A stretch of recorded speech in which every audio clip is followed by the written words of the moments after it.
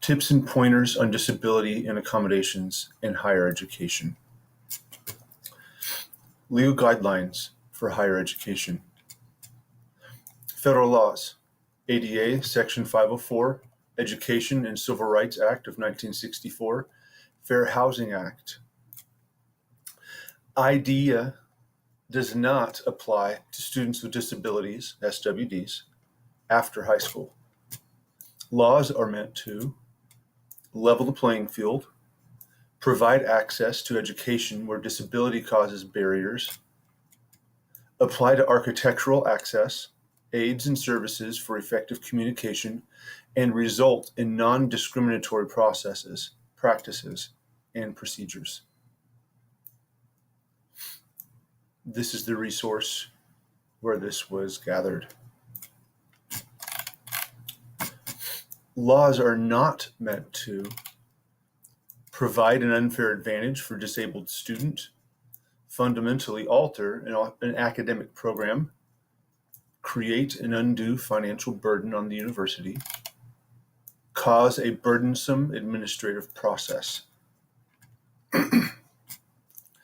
necessity of parental delegation and release of responsibility to student. Guiding principles. Initiate students into ownership of everything related to their disability over time, as they grow in their ability to understand. Ongoing process removes barriers to their success, gives them confidence in their ability to manage themselves, helps build resilience for future challenges. The time to act is now. Laws will eventually sever your ability, that is a parent's ability, to be legally involved. This is a link to a website that talks about planning for college, a 4-year guide for high schoolers with IEPs. It would also apply for students who have Section 504 protection. SWDs will eventually have to do it on their own. Grow through the continuum of dependence to independence. Parents do it for the student. They do it together. Parents test student independence. Students do and parents consult. Students are autonomous. Student ownership, self-advocacy, and understanding. Student ownership. Federal laws give parents control of student information during K through 12. Change in college, denying access to everyone else but the student. This is under the federal law, FERPA. By law, SWDs starting college must be the initiators of the accommodations process rather than parents. SWDs must learn to be comfortable dialoguing with their disability services staff and faculty about their needs on their own. SWD must take the lead. Parents are supporters in this process.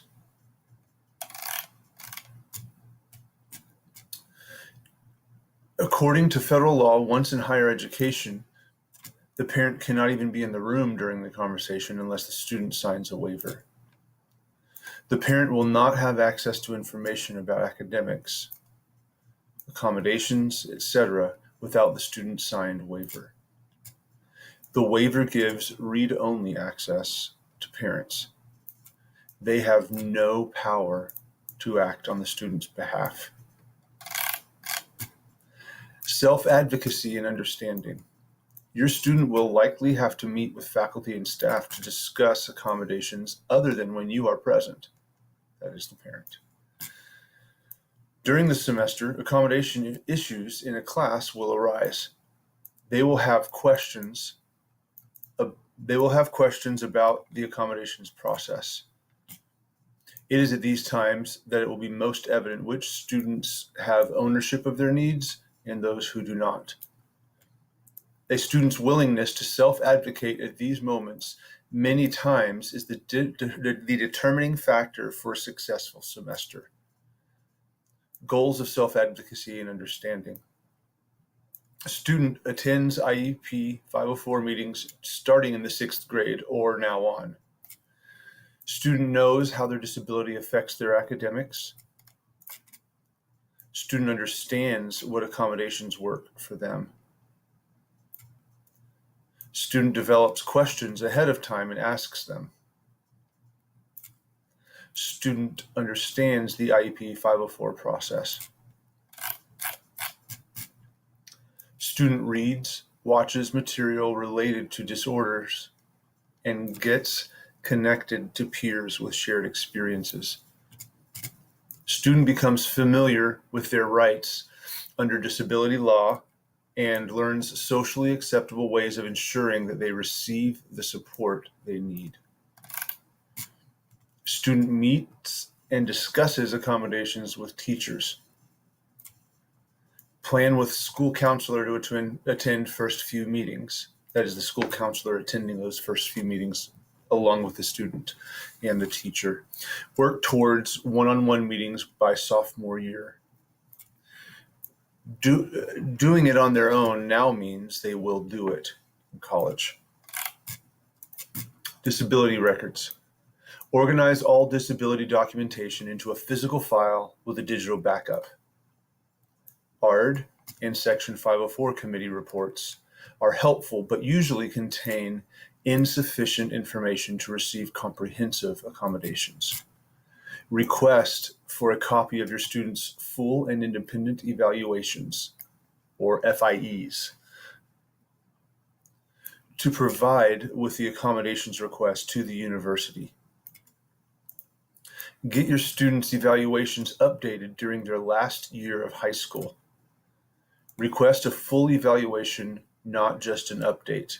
Most times they just do an update, which is usually input from teachers. They look at grades and behavior, but they are not usually giving another psychoeducational evaluation, which is what the universities are looking for. Universities many times require complete and current evaluations. Full evaluation is all-inclusive. It involves re-administering of all tests. That is, those tests that gauge intelligence and then academic abilities and skills.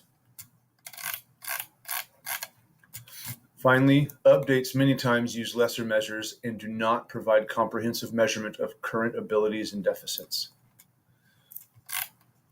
Many schools require professional documentation within the last 3 years. That's universities.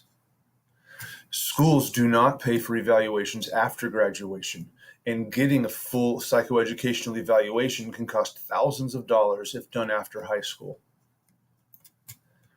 Health insurance does not pay for psychological evaluations for education. All universities require documentation to consider for accommodations. Allows for smoother accommodations request process, and results are personalized and of a higher quality. Goals for management of disability and accommodations records.